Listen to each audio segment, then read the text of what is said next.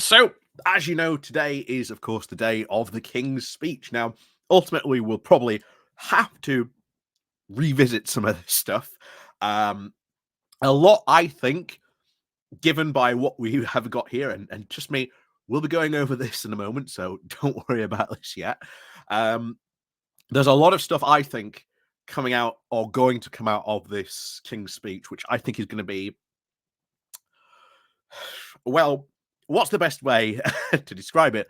I had a friend actually message me this saying, well, the country's going to hell in a handbasket, but at least the government have a grip on all the key issues. Followed by this, then saying, "Oh yeah, there's probably going to be a private members bill banning, Haribo sweets from service stations instead, in exchange for tins of driving sweets instead."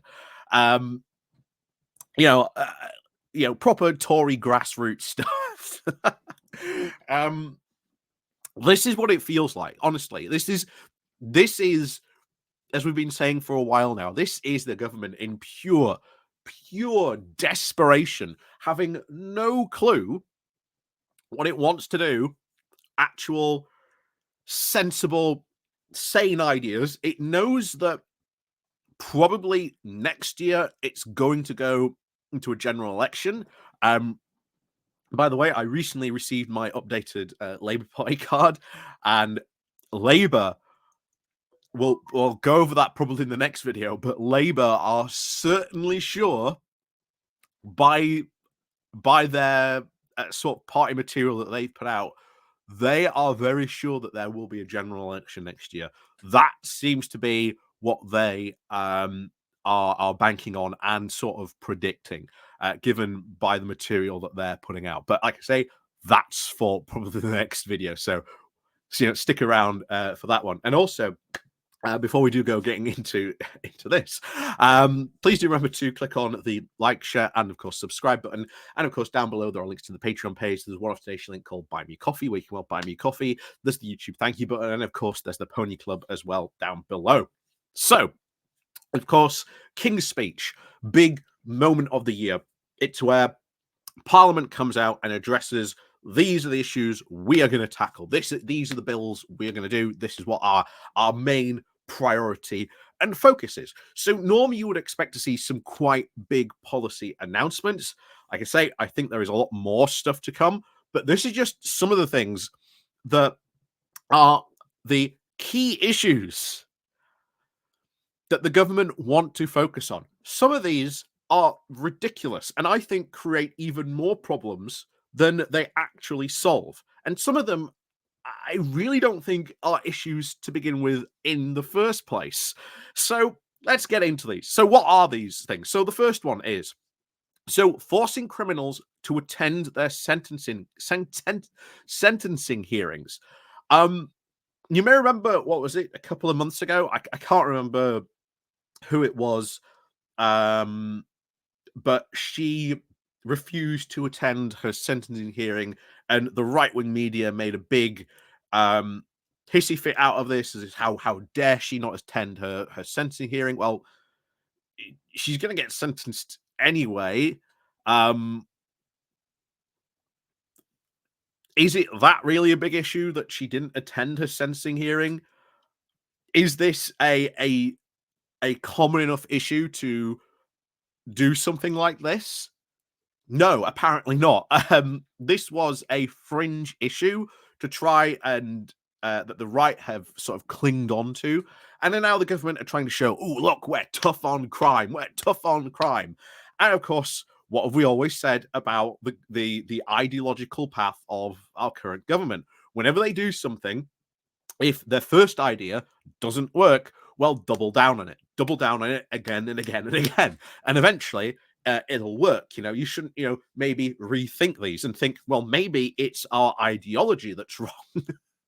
No, there is no one like that left in the Tory party to even consider such a thing. So the next one, of course, is a new sentencing bill, meaning that a whole life order will be mandatory in the worst cases of murder.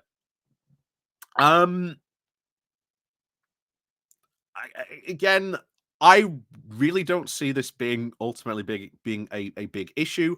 Are the government, of course, as a consequence of this, going to put more money into the prison system, maybe to build more prisons, or I don't know, raise prison guard wages? Because we saw, of course, during austerity, a large wave of people quitting that industry because they said, "Hey, I am not getting paid enough to sometimes put my life at risk." This has created huge problems in the prison system.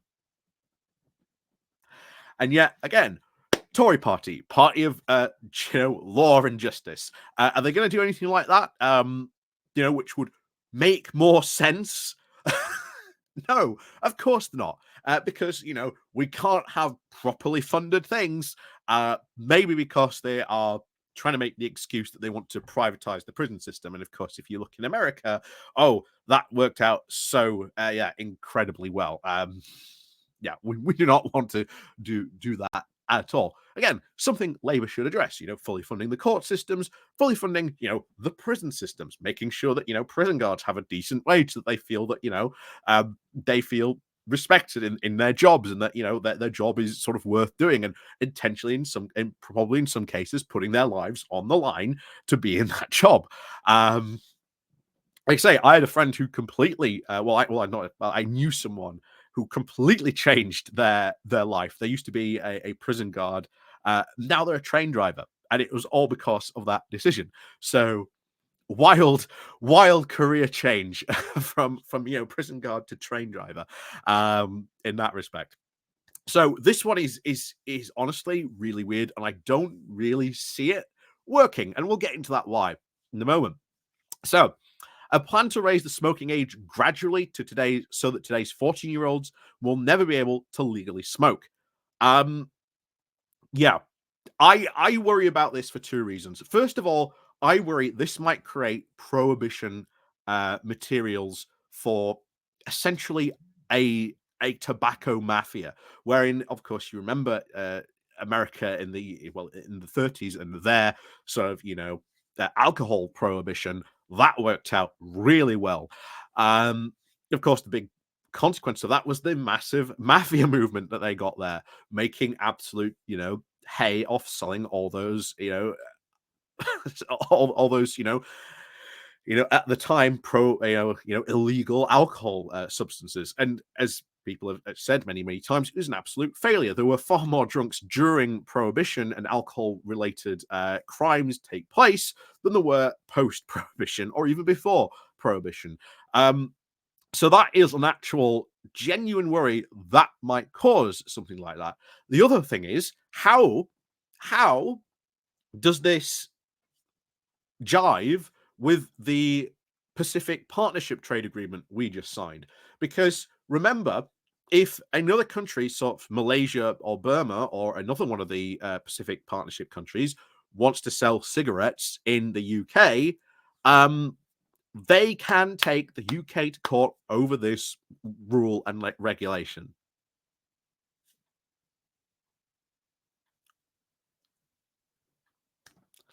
Again, aren't you glad we're in the Pacific Partnership? So, this one, I really can't make my mind up on this, whether this is just a good, bad, or whatever. But phasing out some leasehold properties in England and Wales and banning them from new houses. I really can't tell you whether this is going to be a good idea or not. Like I say, we'll wait and see if this becomes a plan, but I know this is specifically put in from what we've heard from Tory sources. Oh, we want to just cause trouble for Labour. We want to steal one of their ideas. Well, as I've always said, if the Conservatives steal an actually good Labour idea, then Labour should be out there saying, oh, look, see, they're taking our idea. They're doing our thing that I wanted to. See, it was a good idea all the time. So guess it wasn't a bad idea after all, guys, right? Of course, we'll see if that passes as a bill, and of course how the bill passes. We'll see what happens. But again, can't really make my mind up if this is going to be a good or bad idea, because phasing this out might have unintended consequences for people. So we'll see what happens. This one I find completely bizarre. Why are we doing this? Legislation around for regulations for English football. Why? Why are we doing this? Why? This makes no sense. This makes no sense whatsoever. How on earth is this a key issue that we have legislation around regulations for English football? I'm sorry, I don't see the need for it. I don't think this is something the government should be really regulating. Now, there's far better other things that they need to be passing in secondary legislation to, make all those EU retained law bills actually worth something that they should be passing. But of course, they're not because they don't care about legislation unless apparently it's around English football. Yeah, I'm confused about this as you are. But there you go. And then, of course, finally, a bill to make it more difficult for local councils to introduce 20-mile-an-hour zones or clean air schemes like ULEZ in Greater London. This is going to go down like a lead balloon. Why? Big issue on most local councils is the area of speeding and the creation of these zones. Speeding is a big, big issue when it comes to local councils. Having these zones, constant issue for local councils, always being brought up, want to be brought in by, different groups. But of course, Rishi Sunak's being pro-driver. And of course, there are many reasons you might want a 20-mile-an-hour zone, maybe around school areas where people are walking to schools, to protect children. There are vast numbers of reasons why you might want 20-mile-an-hour zones in places. This is a dumb idea, and of course, ultimately, it's to stop Sadiq Khan bringing in more ULEZ schemes.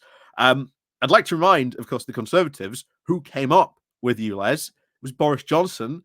And of course, remember, Grant Shapps told Sadiq Khan that if he wanted more money for public transport during the pandemic, he had to expand the ULEZ scheme, which he has done. And now you're trying to make this once again into a bizarre political issue.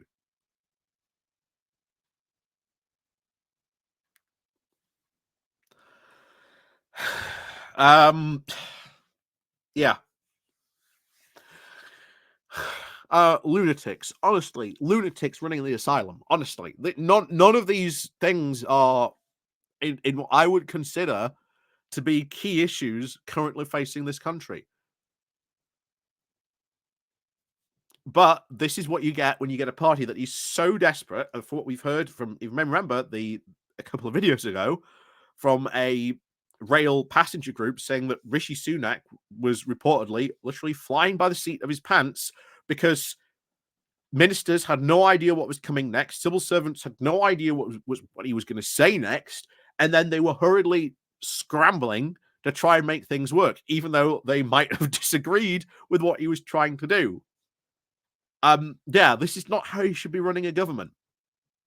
Will this save Rishi? Who knows? But there's a lot of Conservatives thinking maybe we should change leader. But of course, the big question comes, who do we change to? After all, there are probably, I'd say, at least 3 people waiting in the wings. You've got Priti Patel, Suella Braverman, Kimi Badnoch, and of course, maybe Liz Truss might decide to throw her hat into the ring again. Who knows what could happen? Needs to say, I am going to Switzerland next week. And of course, we all know what happens when I go on holiday. So, as always, thank you very much, of course, for watching. Of course, we'll see you all next time.